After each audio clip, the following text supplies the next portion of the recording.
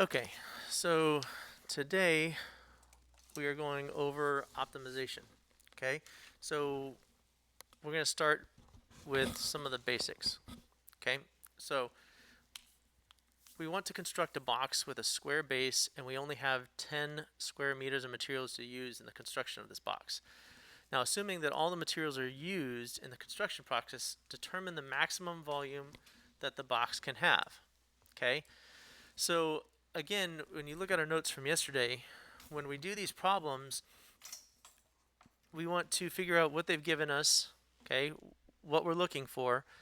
We need to create our primary equation and our secondary equation, and then we need to do our first derivative test to find our maximums or minimums. Okay, so it says that we're constructing a box with a square base. Okay, so a box. Box is a rectangular prism. It's not necessarily a cube. Okay, but this one does have a square base. Okay, now we only have 10 square meters of material. So what is that? Well, that's the surface area of the box. When we talk about a box, the surface area around it is the materials that we're using to build it, and then the interior, the inside, is the volume that can hold. Now, they've already told us our primary equation, because our primary equation is basically what it is that we are maximizing. So my primary equation is the volume. Well, what is the volume of a rectangular prism? That's length times width times height, or base times height. Okay? Now, let's look at our box. So our length and our width, this is our length, this is our width, this is our height.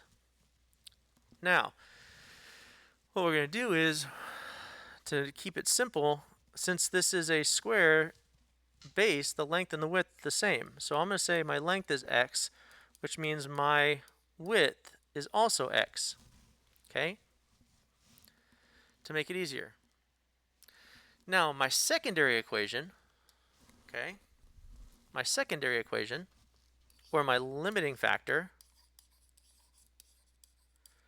the thing that's causing me not to be able to make the biggest volume I want, is based on the materials that I've used, which is, like we said, it's my surface area.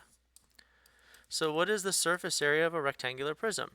Well, it's 2 LW, length times width, because it's 2 of the top and the bottoms, plus 2 of the width times the height, plus 2 times the length times the height. So it's the 2 areas of the top and bottom, the 2 areas of the left side, and the front and back. That's how you create the surface area of a box. If we were missing a side, if it said it didn't have a top or something like that, obviously one of these would only be one of them. But since we have 6 sides we got to create, there's 2 plus 2 plus 2, all 6 sides. Okay? Now, my primary equation. Knowing what I know, that means my primary equation right now is going to be x squared times h, because the length and the width are both x. So that's my volume. But my height is sitting in there, and I don't want to do this implicitly. And one of the things that we do is we try to get our primary equation in terms of one variable, and that's where our secondary equation comes in. We're going to use our secondary, and we're going to plug it into the primary. So again, I'm going to take my secondary equation, and I'm going to change all of my lengths and widths into terms of x. So this is 2x squared plus 2xh plus 2xh. Okay? So add up our like terms, so we get 2x squared plus 4xh. And the surface area I have to work with is 10. So now what we're going to do is we're going to solve this for h, because I need to get rid of that h in my primary equation to get it in terms of one variable. So we're going to solve for my h. So we're going to subtract 2x squared from both sides.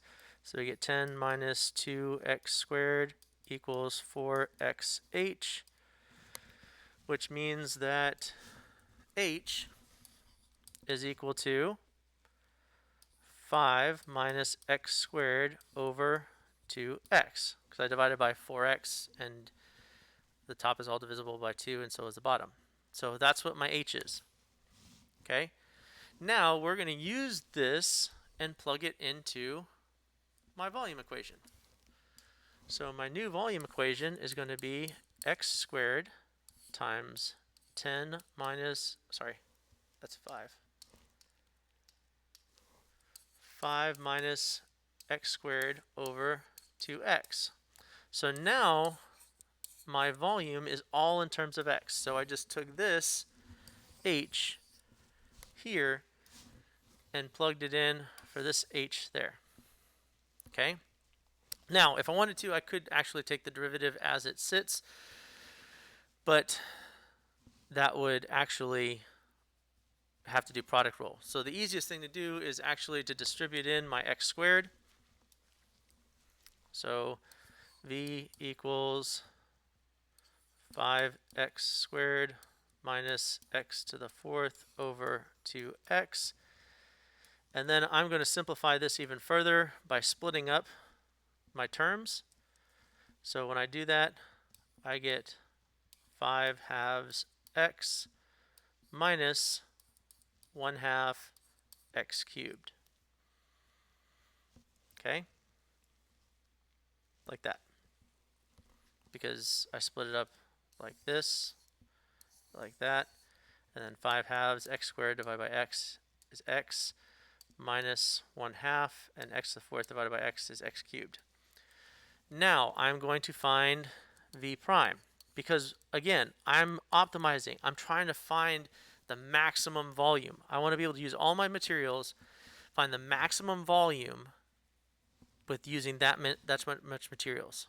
Okay, so how do we find maximums and minimums? We take the first derivative, we set it equal to 0, find our critical points, do our derivative test.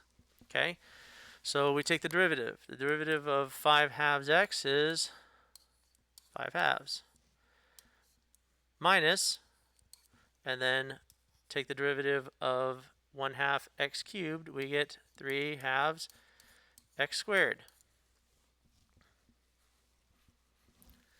Next, that's our derivative, set it equal to 0. So that means that 5 halves equals 3 halves x squared. Multiply both sides by 2/3. So 3, 3, 2, 2, 2, 2. So 5/3 equals x squared, which means x equals plus or minus the square root of 5/3.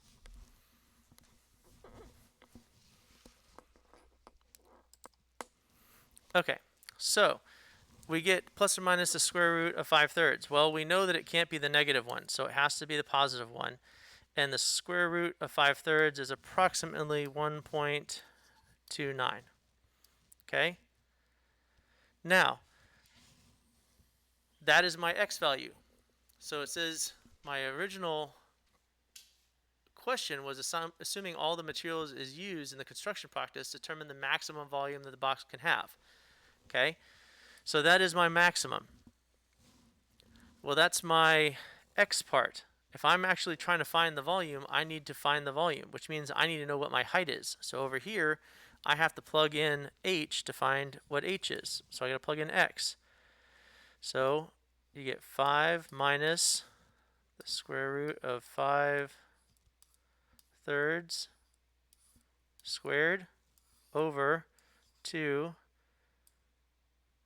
times the square root of 5/3. Okay, that's 5/3. Which means we've got 5 minus 5/3 over 2 times the square root of 5/3.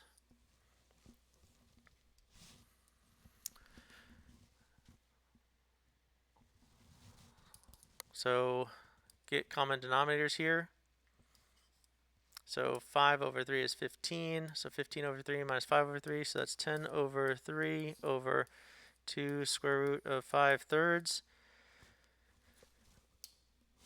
Finish this out. So we end up with 10 over 6 square root of 5/3.